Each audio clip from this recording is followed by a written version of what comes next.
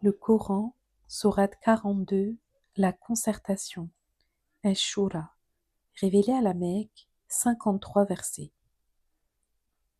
Au nom d'Allah, le clément, le miséricordieux.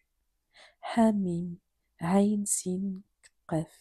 C'est ainsi qu'Allah, le puissant, le sage, t'a fait une révélation de même qu'à ceux qui t'ont précédé. À lui appartient tout ce qui se trouve aux cieux et sur terre, il est le plus haut, le sublime.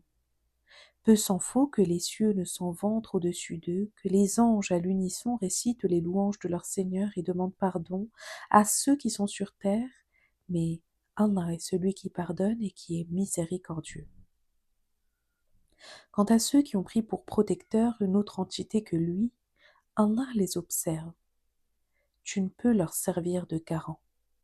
Ainsi, nous t'avons révélé un Coran arabe afin que tu avertisses la mer des cités et ses alentours.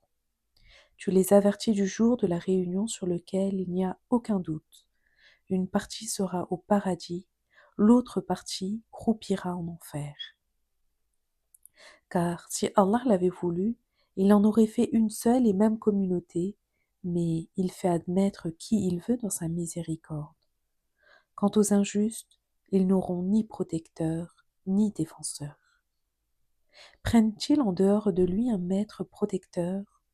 Allah est le véritable maître protecteur. Il ressuscite les morts étant donné qu'il est le Tout-Puissant. Quel que soit le désaccord entre vous, c'est bien à Allah que revient la décision finale. Ainsi, Allah, mon Seigneur, c'est à lui que je me remets et c'est vers lui que je me retourne. Créateur des cieux et de la terre, il vous a doté de compagnes sorties de vous-même, de même qu'il a créé des compagnes aux animaux. Ce par quoi il multiplie votre nombre de manière exemplaire, car rien ne lui ressemble. Il est celui qui entend et qui voit. Il détient les clés des cieux et de la terre. Il accorde les biens à qui il veut selon le besoin de chacun. Il est au courant de toutes choses. Il a décrété pour vous une religion de celle qu'il a décrétée à Noé, de celle qu'il a décrétée à Abraham, à Moïse et à Jésus. Observez la religion et ne vous divisez pas à ce sujet. Ce à quoi tu appelles les hommes dépassent les forces de ceux qui associent d'autres dieux à Dieu. Allah choisit et oriente qui il veut parmi les croyants qui viennent à lui. Ils ne se sont divisés que depuis que la démonstration leur a été faite en rivalité et en jalousie entre eux. Et s'il n'y avait eu cette parole de ton Seigneur qui a précédé la leur pour un temps défini, des décisions auraient été prises à leur égard, mais ceux qui ont hérité du livre après eux adoptent une affreuse attitude de doute troublant. Par conséquent, appelle-les à la religion et redresse-toi comme il t'a été prescrit. Ne suis surtout pas leur folle dérive et dis-leur « Je crois ce que Allah a révélé en matière de livre. Il m'a été ordonné d'être juste entre vous. Allah est notre Dieu comme il est le vôtre. Nous avons certes nos œuvres, mais vous avez les vôtres. Il n'y a aucune dispute entre vous et nous, car Allah nous réunira tous. À lui appartient l'issue finale. Ceux qui continuent à discuter au sujet d'Allah, alors même que des réponses leur ont été données, soliloquent sans raison auprès de leur Dieu, sa colère s'abattra sur eux, tandis qu'un châtiment cruel les attend. Allah est celui qui a fait descendre le livre empreint de vérité et d'équilibre parfait. Que sais-tu de l'heure? Peut-être est-elle très proche? Ceux qui ne croient pas font preuve d'impatience, mais ceux qui croient la redoutent et tremblent, car ils savent qu'elle est inéluctable. Ceux qui doutent de la venue de cette heure sont, hélas, dans une perdition totale. Allah est bon envers ses serviteurs. Il enrichit qui il veut car il est le plus fort, le plus puissant. Celui qui veut labourer la terre de sa vie future se verra encouragé à le faire et son labour sera amplifié. Celui qui désire labourer seulement la terre de sa vie ici-bas, nous l'amplifions pour lui, mais il ne peut espérer recevoir la moindre part du labour dans la vie future. à moins qu'il n'ait des divinités associées qui décrètent pour eux une religion qu'Allah n'avait pas décidée. N'eût été cette parole de distinction, ils auraient pris les décisions qui s'imposent à leur égard. Les injustes auront un châtiment sévère. Tu verras les injustes trembler en raison de ce qu'ils ont commis, et le châtiment s'abattra sur eux, tandis que ceux qui ont cru et qui ont accompli des œuvres pies évolueront dans les jardins du paradis. Ils auront à leur disposition ce qu'ils voudront, car telle est la grande faveur de leur Seigneur.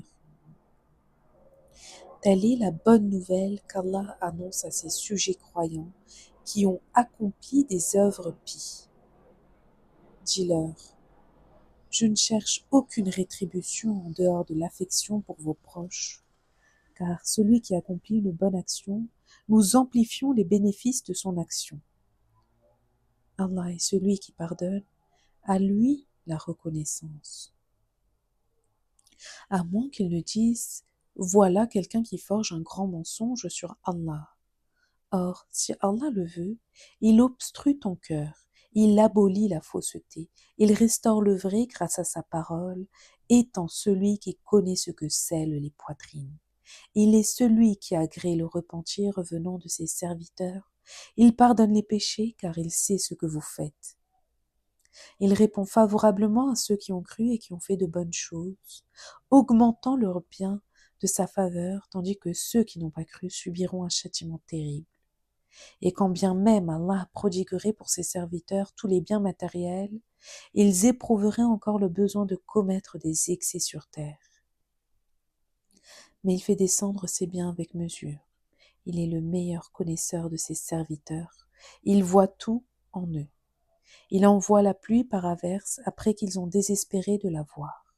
Il étend sa grâce étant le Maître le très loué. Parmi ces signes, il y a la création des cieux et de la terre, ainsi que toute chose vivante qu'il peut réunir chaque fois qu'il le désire. Tout malheur qui vous atteint est dû à ce que vos mains ont fait, mais il pardonne à un très grand nombre. Vous ne saurez rien réduire sur terre en dehors de lui, car vous n'avez aucun protecteur ou allié en dehors d'Allah.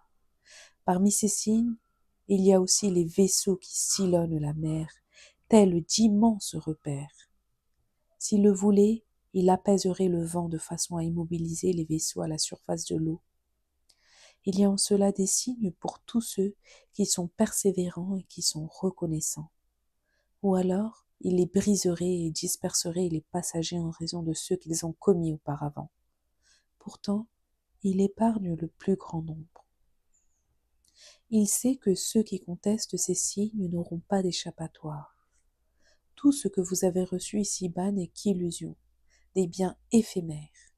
Tout ce qui se trouve auprès d'Allah est meilleur, surtout pour ceux qui ont cru et qui s'en remettent à leur Dieu, ceux qui se tiennent loin des grands péchés et des turpitudes et qui, lorsqu'ils se mettent en colère, sont capables de pardonner.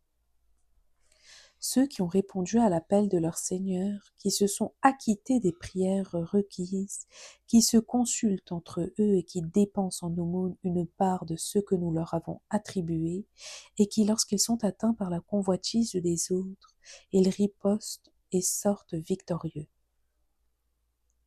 Et la sanction à une offense par une offense identique, mais celui qui établit la concorde et qui recherche la paix, sa récompense est auprès d'Allah. Allah n'aime pas les injustes. Quant à ceux qui répondent à une agression et qui sortent vainqueurs, ils ne commettent aucune faute. La punition concerne seulement ceux qui commettent des injustices à l'égard d'autrui et qui se conduisent ici-bas en dépit de toute justice. Ceux-là recevront un châtiment cruel. Quant à celui qui s'est montré constant et qui est enclin au pardon, celui-là se conforme véritablement aux bons usages. Celui qu'Allah égare ne trouvera aucun protecteur en dehors de lui. Tu verras les injustes s'écrier quand ils verront le châtiment. Y a-t-il un moyen de revenir en arrière? Tu les verrais se présenter au supplice, humiliés, la tête basse et regardant de biais. Les croyants s'exclameront: Les perdants sont ceux qui, au jour de la résurrection, se sont perdus eux-mêmes, ainsi que leurs familles. Les injustes ne connaîtront-ils pas un tourment permanent? Ils n'auront alors aucun allié qui les soutienne en dehors d'Allah. Celui qu'Allah décide de perdre ne trouvera guère son chemin.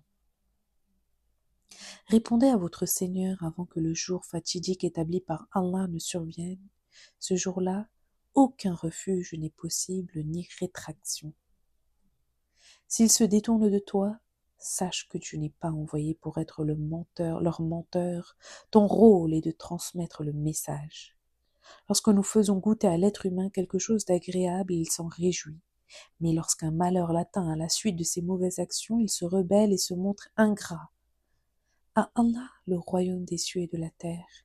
Il crée ce qu'il veut, il accorde librement à qui il veut, soit des garçons, soit des filles. Ou alors, il donne simultanément des garçons et des filles, et il laisse dans la stérilité ce qu'il veut. Il est le savant, le puissant. Il n'y a pas eu d'être humain auquel Allah aurait parlé, sinon à travers une révélation ou à l'abri d'un voile. Autrement, il envoie un messager qu'il charge d'une révélation. Il fait ce qu'il veut, il est le plus haut, le plus sage. C'est ainsi que nous t'envoyâmes un esprit venu de nous, alors même que tu ne connaissais à ce moment-là ni le livre ni la foi. Mais voilà, nous en avons fait une lumière par laquelle nous orientons qui nous voulons parmi nos sujets, à l'instar de ce que tu fais toi-même en orientant dans le bon chemin. Le chemin d'Allah, celui qui possède ce qui se trouve dans les cieux et sur la terre, n'est-ce pas vers lui que tout s'achemine?